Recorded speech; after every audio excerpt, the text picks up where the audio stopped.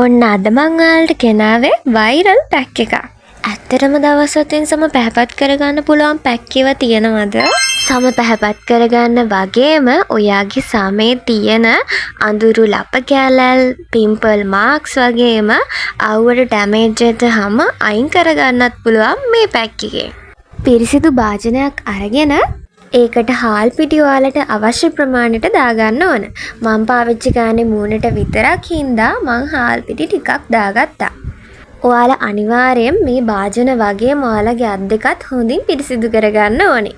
මේ පැක් එක මම දාන්න පටන් අරගෙන දැන් අවුරුදු 1.5ක් විතර වෙනවා. ස්පෝර්ට් මීට් කාලේට මම ගොඩක් මේ පැක් එක යූස් කරා. ඉතින් මේ මන් දාගත්තේ කස්තුරි කහ. ඔයාලට කස්තුරි කහ හොයාගන්න අමාරුයි නම් ඔයාලට ගෙදර පාවිච්චි කරන කහ වුණත් ගන්න පුළුවන්. මේ දෙක මික්ස් කරගන්න ඔයාලා වතුර පාවිච්චි කරන්න වෙන දේවල් පාවිච්චි කරන්න යන්න එපා. ඉතින් මම වතුර පාවිච්චි කරන්න කියලා කිව්වේ ඔයාලගේ හැමට ගැළපෙන ස්කින් ටයිප් එක මම දන්නේ නැහනේ. ඒකෙ හින්දා වතුර පාවිච්චි කරන එක කෝකටත් හොඳයි.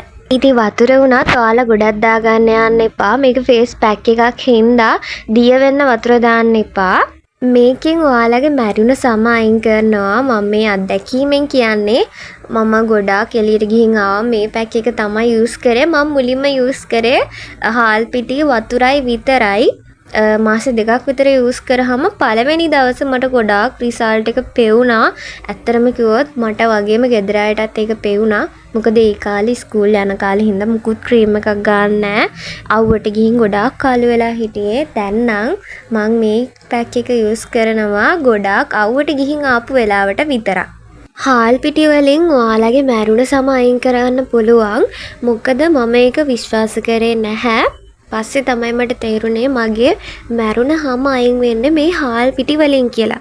එතකොට හාල් පිටි කස්තුරි කහ කියන්නේ මික්ස් වෙච්චාම ඔයාලගේ රිසල්ට් එක දෙගුණ තෙගුණ වෙන දෙයක්. මම අද අතින්ම තමයි මේ පැක් එක ඇප්ලයි කරගන්නේ. ඔයාලට පුළුවන් ෆේස් පැක් එකක් ඇප්ලයි කරද්දී උනත් ඔයාලගේ අත් එක හොඳට පිරිසිදු කරගෙන ඒ වගේම ඔයාලා බ්‍රෂ් එකකින් ඇප්ලයි කරනවා නම් ඒ බ්‍රෂ් එකත් හොඳින් පිරිසිදු කරගන්න ඕනේ.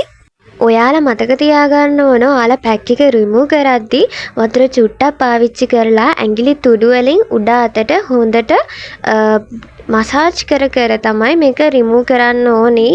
මොකද ඔයාලගේ මැරුණ හැම අයින් කරගන්න ඒක ගොඩාක් ප්‍රයෝජනවත් වෙනවා. ඔයාලගේ මසාජ් එකෙන් හොඳට ස්ක්‍රබ් වෙනවා ඔයාලගේ ෆේස් එක.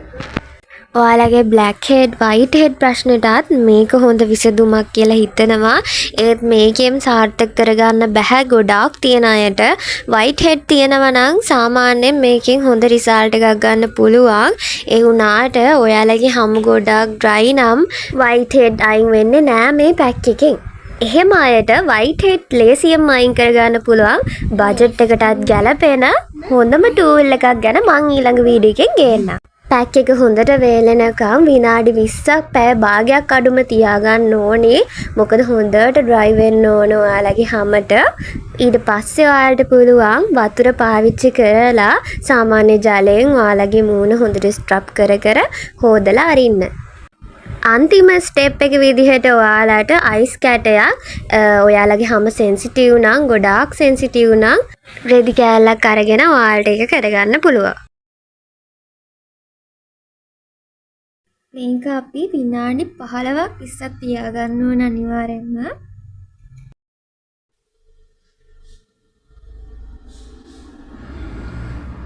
මම මේ ෆේස් පැක් එක පාවිච්චි කරන්න පටන් අරගෙන දැන් අවුරුදු 3ක් විතර වෙනවා. ඒකින්ද මම දන්නවා මේකේ තියෙන රිසල්ට්ස් කොහොමද කියලා.